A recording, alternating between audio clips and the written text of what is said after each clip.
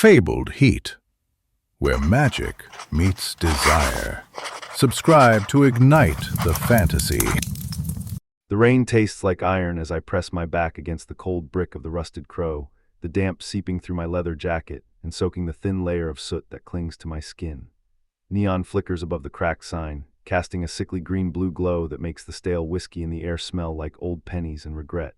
Each drop that slides down the windowpane hisses against the glass, a reminder that the veil between worlds thins with every breath I draw in this place.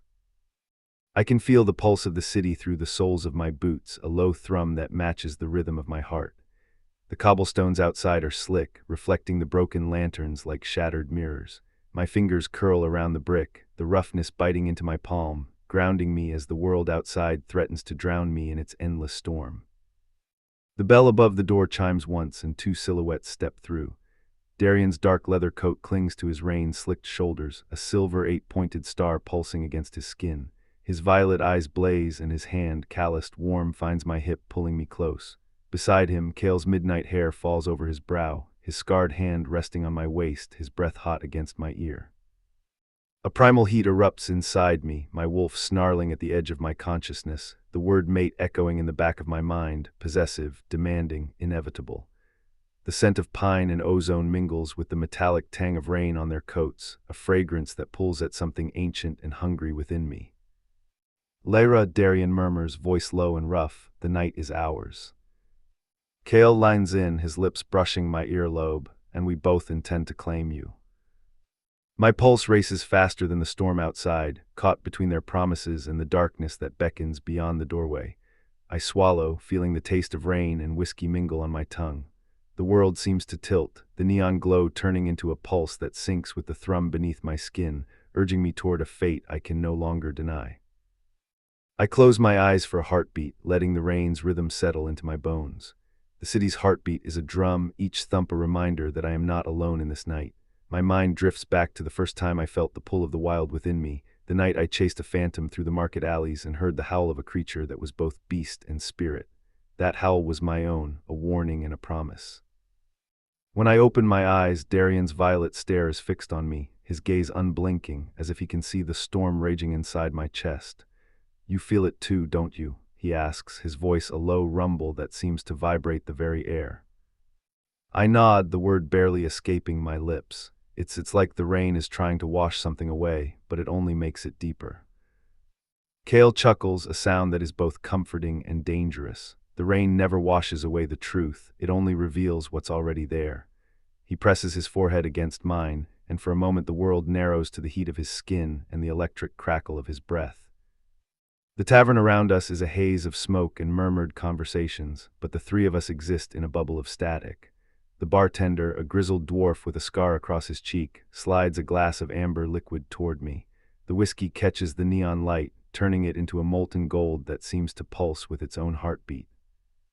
I lift the glass, feeling the condensation beat against my palm, and take a sip. The liquid burns down my throat, a fire that matches the heat building between my thighs. I can hear the rain pounding against the roof, each drop a drumbeat that syncs with the thrum in my veins. "Tell me," Darian says, his hand still gripping my hip, "what do you hear when the world is quiet?" I think of the night sky, of constellations that have guided travelers for centuries, of the soft rustle of leaves in a forgotten forest.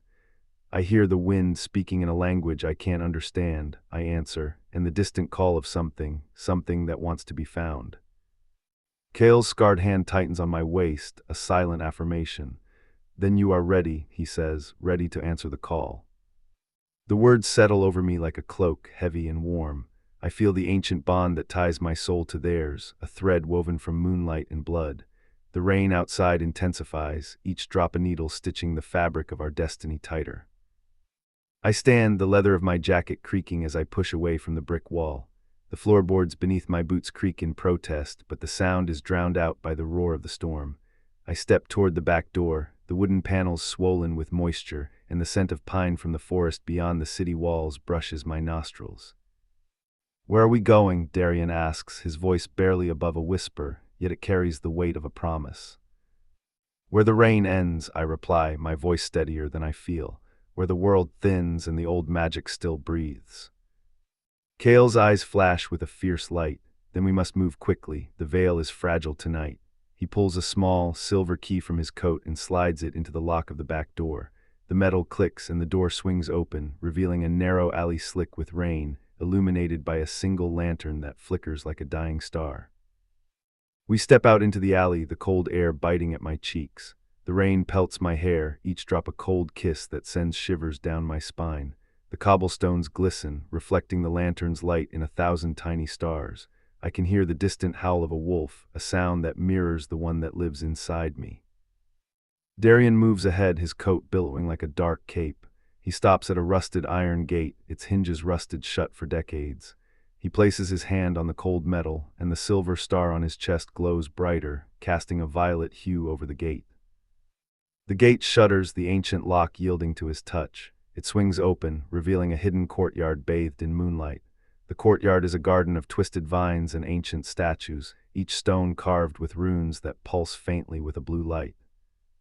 In the center stands a stone altar, its surface slick with rain, etched with the same 8-pointed star that glows on Darian's chest.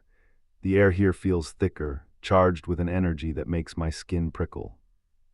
Kale steps forward, his hand finding mine, his grip firm yet gentle.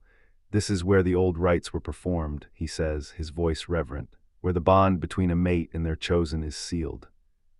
I look up at the sky, the clouds parting just enough to reveal a sliver of moon. Its silver light washes over the altar, turning the rain into a cascade of sparkling diamonds. "My heart beats for both of you," I whisper, the words trembling on my lips. I have felt the pull of the wolf, the call of the night, and the promise of love that is fierce and unyielding. Darian steps beside me, his violet eyes never leaving mine. "Then let the storm be our witness," he says, his hand sliding to rest over my heart, feeling the rapid thrum beneath my ribs. Kale leans in, his breath warm against my neck, his lips brushing the hollow of my throat. "We will bind you not as a possession, but as a partnership forged in fire and rain." The rain intensifies, each drop striking the stone altar with a resonant tone, as if the very world is chanting our names. I close my eyes, letting the sound wash over me, feeling the ancient magic coil around my spine like a serpent ready to strike. When I open my eyes, the violet star on Darian's chest flares, sending a wave of violet light across the courtyard. The same light spreads to Kale's scarred hand, turning his fingertips a luminous blue.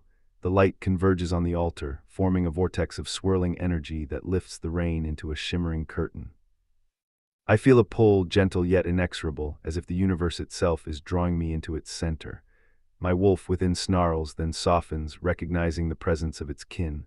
The bond forms, a luminous thread that wraps around my waist, linking me to Darian and Kale simultaneously. The thread pulses, each beat echoing the rhythm of the storm, the thrum of the city, the whisper of the wind through ancient trees. I am no longer alone. I am a part of something larger, a triad bound by love, duty, and the ancient magic that courses through our veins. When the vortex fades, the rain slows, each drop falling like a soft sigh. The courtyard is quiet, the only sound the distant rumble of thunder and the steady beat of my heart. Darian lifts my chin, his violet eyes softening. "You are mine and I am yours," he says, his voice a promise etched in stone. Kale kisses the spot where his hand rested, his scarred fingers tracing the faint imprint left by the magical thread. "And I am yours as you are mine," he whispers, his breath warm against my skin. I smile, feeling the weight of the world lift from my shoulders, replaced by a fierce, protective love that fills every corner of my being. "Then let us walk this storm together," I say, my voice steady, my resolve unshakable. We turn away from the altar, the three of us moving as one through the rain-slicked courtyard, the neon glow of the rusted crow far behind us. The city's pulse continues, but now it beats in harmony with our own. The night is ours, and the future, though uncertain, feels bright with the promise of shared destiny. As we step back onto the cobblestones, the rain begins to ease, each drop a soft reminder of the night we chose each other. The neon sign of the rusted crow flickers one last time, casting a final green-blue hue over the wet streets, as if blessing our union.